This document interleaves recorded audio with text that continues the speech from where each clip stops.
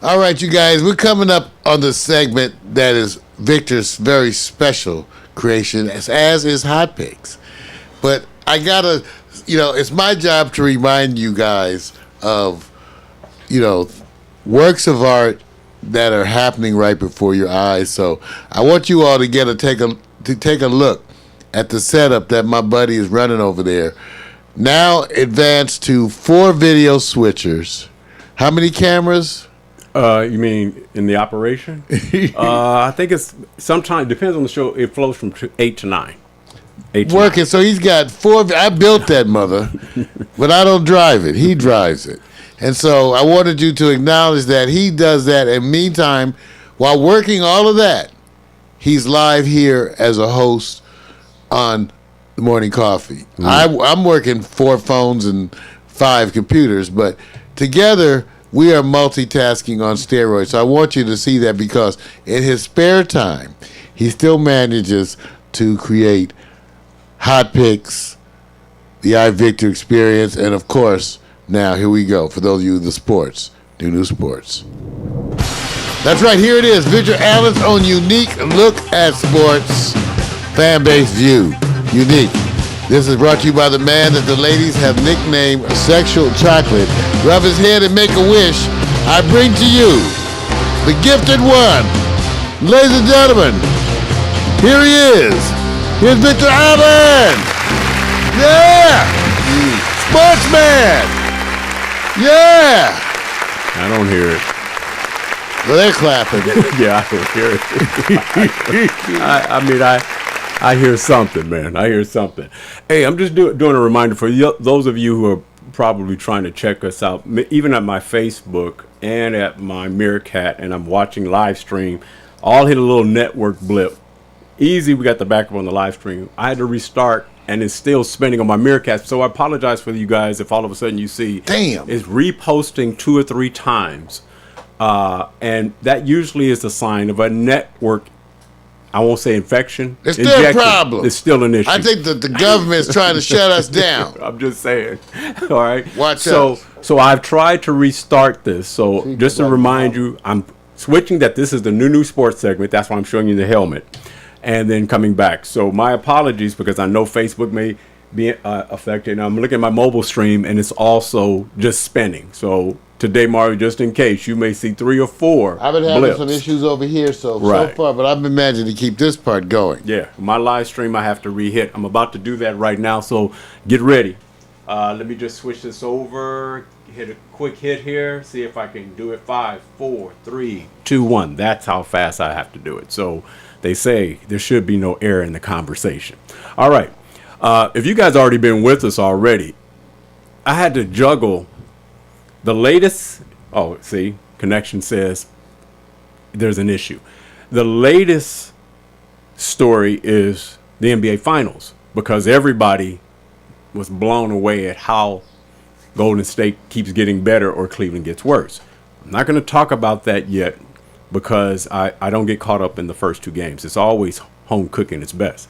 So I had to say I'm going to pay my homage to the subject you were just talking about, Muhammad Ali. And why that was important, because the first thing that struck me is when you learn about things, and it's easier now because you're an adult, perspective, looking back. You're your own personal historian. Now you go back and research stuff. You Billy Badass. Let me tell you about Muhammad. I said, well, let me see if I can go back and remember what it was like at the time versus the time of looking back. One of the things I love was one of the quotes here that I found. Whether it's true or not is, I am the greatest. I said that even before I knew I was. That is so profound to me because it's a simple statement that says, I put it out there, but at the time, maybe I didn't think I was, but I came to be. And it's so empowering. And so I wanted to get that out first and then take you down a timeline of pictures, not from the historical perspective, but do you remember them and what did they mean when you seen them? And I'm going to be honest. I'm not going to try to tell you that I know here's all the backstories. I watched a whole bunch of celebrations and stories. That's not it. This is me going, I never saw that picture. I didn't know that existed. Now, I wonder if that was just put together, but the words have so much meaning. Is he equally a badass if he actually said those words, Mario, to you, and said, look, I am the greatest, but he never knew how great he would be at the time he said that? Think about it. Well, again, that's so consistent with what I loved about Ali. And the fact that he would come out and tell you, Vic, he was publicly hyping himself up Yep. for the task at hand. Of course. Convincing himself. Right. Attempting to convince himself and speak, and also to get into the head of an opponent.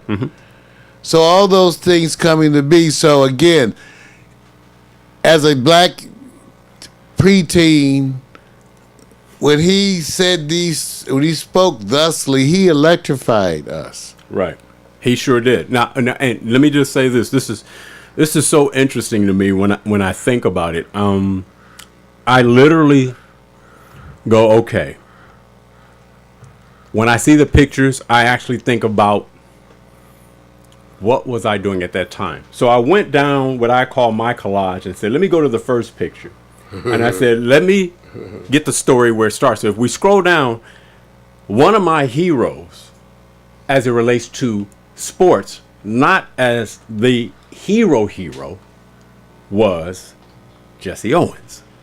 And when I found this picture, I said, now this is what I call social media before social media. Muhammad Ali was social media before it was social media. They just didn't have something set up for the public to get engaged with the interactivity, but he was walking. It was like what you think of the Kardashians and other stories where people have built a lot of their success through people following them through an app and technology. But this guy only had the medium that basically was more against and less for him, but he did it from my eyes as a whatever age I was at then, maybe 10, 12, whatever. It was so entertaining as a kid. I didn't see it for what it really represented as an adult, because I know the framework around. So when I look at this picture, just to give you some context, I said, that's Jesse Owens. You know what he went through. Okay, you do know what he went through.